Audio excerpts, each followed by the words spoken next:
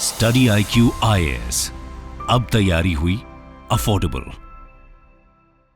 Friends, gold जो कि एक सिंबल है स्टेटस का, प्रॉस्पेरिटी का, चाहे वो एक इंडिविजुअल हो चाहे देश हो, उसकी वैल्यू हमेशा ऊपर रहती है। तो क्या कारण है कि आरबीआई अपने गोल्ड रिजर्व्स को लगातार बढ़ा रहा है? क्या ऐसे कारण है कि आरबीआई ने जो अपना गोल्ड इंग्लैंड में रखा था उसे वापस अब वो हिंदुस्तान में लेके आ रहा है? तो इस चीज को शुरू करते हैं कहानी से, जो कहानी शुरू हुई 1991 में। 1991 में आप सब जानते हैं एलपीजी रिफॉर्म्स हिंदुस्तान लाया था, क्योंकि भारत का जो फॉरेक्स रिजर्व था वो इतना कम हो गया था कि हमारे पास 3 हफ्ते का इंपोर्ट का बिल पे करने जितने ही पैसे बचे थे। तो यहां पर भारत सरकार ने लोन लिया था, $405 मिलियन का लोन लिया गया था, और उसके बदले हमने गोल्ड एज अ कोलैटरल रखवाया था। लेकिन दोस्तों, कहा जाता है ना कि समय सबके लिए बदलता है। यही समय बदला और अब यह समय बदल के आ गया है 2023, और इस 2023 में आरबीआई ने इतना स्ट्रेंथन किया है खुद को, देश को इतना मजबूत बनाया है कि 854 मैट्रिक टन ऑफ गोल्ड हमारे रिजर्व में है हमारे पास, जिसमें से 510 टन जो गोल्ड है वो तो सिर्फ हमारी इकोनॉमी में है, और बाकी का जो 344 टन गोल्ड है वो अभी हमने इंग्लैंड में रख रखा है। तो अब यहां पर आपका जो सवाल, जो कि लाजमी भी है, वो ये होगा कि एक्चुअली हम ये गोल्ड बाय क्यों कर रहे हैं? तो इसको मैं आपको बहुत सिंपलीफाई करता हूं, आपकी डे टू डे लाइफ से जोड़ के। आप अगर देखें कि आपके मम्मी पापा के पास अलग अलग तरह की चीजें होंगी, जैसे फॉर एग्जांपल कैश भी होगा, कुछ एसेट होंगे, लैंड होगा, व्हीकल होगा, कुछ गोल्ड होगा। ये सब एसेट्स क्यों मेंटेन करे जाते हैं? कि गोल्ड भी होता है, हम LIC भी करवाते हैं, हमारे पास लैंड भी होता है, हमारे पास में एसेट्स और भी होती हैं, गाड़ियां होती हैं, ये सब चीजें। ये सब क्यों होता है? क्योंकि हम डाइवर्सिफिकेशन करना चाहते हैं कि अगर हम एक चीज में इन्वेस्टमेंट करें और उससे अच्छा रिटर्न हमें जनरेट हो, तो हम उसको फिर और बाकी जगहों पर मल्टीप्लाई करने की कोशिश करते हैं। सेम यही चीज भारत सरकार ने करी। भारत सरकार ने क्या किया? सबसे पहले हमारे लिए जो सबसे बड़ा इशू है वो है इन्फ्लेशन। क्योंकि ये इन्फ्लेशन लगातार हमारे देश में बढ़ता रहता है। उसका कारण है कि हमारे यहाँ डिमांड ज्यादा है और सप्लाई कम है, क्योंकि जनसंख्या स्वाभाविक है भारत की विश्व में सबसे ज्यादा है। तो ऐसे केस में जब इन्फ्लेशन लगातार बढ़ता जाता है तो कंट्री की जो रुपी है, कंट्री का जो हमारा करेंसी है, वो लगातार उसकी वैल्यू कम होती जाती है, और डॉलर या बाकी जो कंट्रीज की करेंसीज हैं वो मजबूत होती है। तो यहां पर अगर आरबीआई के पास गोल्ड ज्यादा होगा तो ऐसे केस में आरबीआई का रिजर्व स्ट्रेंथन होगा, उसका जो बैक सपोर्ट है वो स्ट्रांग होगा। हम ऐसे कई बार नहीं कहते कि तुझे नहीं पता कि मेरे पास क्या क्या रखा है, मेरे पास कितनी संपत्ति है। तो यहां पर अगर रुपी वीक भी हो रहा है या इकोनॉमी में इन्फ्लेशन चल भी रहा है, तब भी आरबीआई अपनी इकोनॉमी को प्रोटेक्ट कर सकती है just by having a great reserve of gold. दूसरा, जैसा मैंने बताया, डाइवर्सिफिकेशन ऑफ रिजर्व। जितने आपके पास रिजर्व अलग अलग तरीके के होंगे, उतना ही एक तो अट्रैक्टिव रिटर्न्स उस पर जनरेट होते हैं, और आप कॉन्फिडेंट फील करते हो अगर एक चीज कहीं वैल्यू उसकी कम भी हो रही है तो बाकी जगहों पर आप उसकी स्ट्रेंथन्ड वैल्यू से एक सेट ऑफ कर सकते हो। तीसरी चीज, कहीं ना कहीं यहां पर पूरे विश्व ने इनडायरेक्टली एक मैसेज पर पहुंचवा दिया है यूएस को, जिस पर ट्रंप ने कमेंट भी किया था कि डॉलर के अगेंस्ट किसी ने भी कुछ किया तो मैं सैंक्शंस भी लगाऊंगा और साथ साथ में व्यापार भी कम करूंगा। लेकिन यहां पर सारे देशों ने एक मैसेज पहुंचाया है कि हम डॉलर के ऊपर अपनी डिपेंडेंसी कम करना चाहते हैं। यही कारण है कि भारत ने रुपी का इंटरनेशनलाइजेशन भी किया, अपने यूपीआई को नेबर्स में भी इस्तेमाल करने का शुरू कर दिया, और साथ साथ में यहां पर गोल्ड को एज एन एसेट अगर हिंदुस्तान डेवलप कर रहा है तो कहीं ना कहीं इंडिया ये चाह रहा है कि अगर मान लीजिए रुपी वीक भी हो रहा है डॉलर के कंपैरिजन में, still we have that much of reserve left with us that we can easily run our economy. और चौथी चीज, ग्लोबल मार्केट ट्रेंड्स में भी अगर आप देखें तो लगातार, चाहे वो जर्मनी हो, चाहे वो रशिया हो, चाहे वो चाइना हो, all of them are withdrawing gold, all of them are now accumulating their gold so that they don't want that कि ये जो unnecessary का जो डॉलराइजेशन चल रहा है इसको हमें डी-डॉलराइज में कन्वर्ट करना है। उसके साथ साथ में अगर हम बात करें जियोपॉलिटिकल रिस्क, देखिए ये जियोपॉलिटिकल रिस्क जो है ये एक बहुत बड़ी इशू है, क्योंकि आप देखिए कि कहीं ना कहीं रशिया यूक्रेन का वॉर हो गया, या जो इस समय सेंट्रल एशिया में प्रॉब्लम चल रही है वो इश्यूज हो गए, तो कहीं ना कहीं यहां पर अनसर्टेनिटी बहुत है। यही कारण है कि एफआईआईज जो हैं वो पैसा विड्रॉ करते हैं और विड्रॉ करने के बाद उन्हें भी समझ नहीं आ रहा कि वो पैसे को इन्वेस्ट कहां करें। उन्होंने पैसे को जापान में इन्वेस्ट कर दिया क्योंकि रिटर्न अच्छे मिल रहे हैं, उन्होंने यूएस फेड के ट्रेजरी बॉन्ड्स में इन्वेस्ट कर दिया क्योंकि वहां पर रिटर्न स्टेबल है। लेकिन यहां पर अगर आप गोल्ड का एक्यूमुलेशन ज्यादा करते हो तो गोल्ड की वैल्यू हमेशा विथ टाइम बढ़ती है, और अगर गोल्ड की वैल्यू विथ टाइम बढ़ेगी तो यहां पर जो कंट्री ने अपनी करेंसी एक्यूमुलेशन कर रखा है उसकी वैल्यू भी बढ़ेगी, जिससे ओवरऑल उसके जो रिजर्व्स हैं वो बेहतर होंगे, मजबूत होंगे और देश में प्रॉस्पेरिटी ज्यादा बेहतर तरीके से होगी।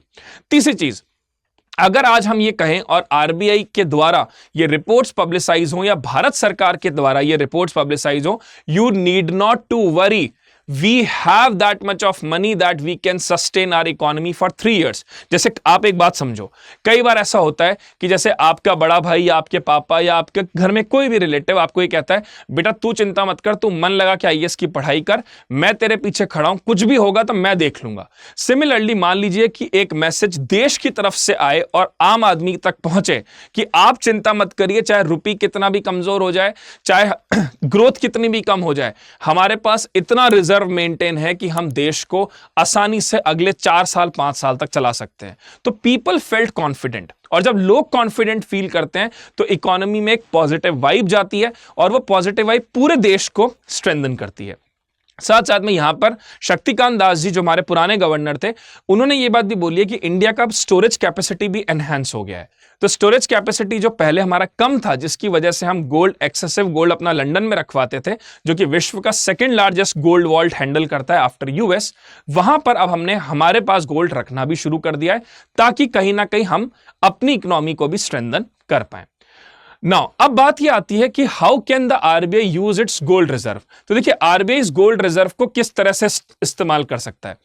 आप ये देखिए, हिंदुस्तान में येलो मेटल को लेकर जो डिमांड है वो लगातार बढ़ती रहती है। गोल्ड के प्रति हमारा जो लगाव है वो जग जाहिर है, वो पूरी दुनिया जानती है। तो यहां पर आरबीआई जो है वो अपने डोमेस्टिक मार्केट मैनेजमेंट को भी स्ट्रेंथन करना चाहता है। जैसे कि अगर सबको पता है कि फेस्टिव सीजन्स होते हैं या दिवाली या शादियों के सीजन होते हैं तो गोल्ड की डिमांड बहुत बढ़ती है। अब ऐसे केस में जब गोल्ड की डिमांड बहुत बढ़ती है तो इंडिया यूजुअली इंपोर्ट करता है गोल्ड को।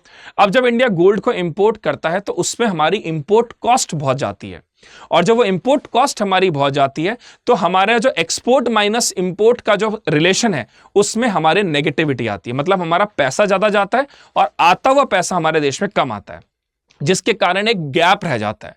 तो यहां पर अगर मान लीजिए कि हमारे पास गोल्ड अच्छा खासा एक्यूमुलेट हुआ, हमारे रिजर्व्स में अगर गोल्ड ज्यादा रहा, तो कहीं ना कहीं अगर इकोनॉमी में इन्फ्लेशन आता भी है या गोल्ड की डिमांड बढ़ भी जाती है तो इजीली उस डिमांड को हम मेट आउट कर सकते हैं। भाई महंगाई क्यों होती है? महंगाई सिंपली तब होती है जब डिमांड और सप्लाई में गैप हो। जब सप्लाई कम होगी और डिमांड ज्यादा होगी तो महंगाई होगी।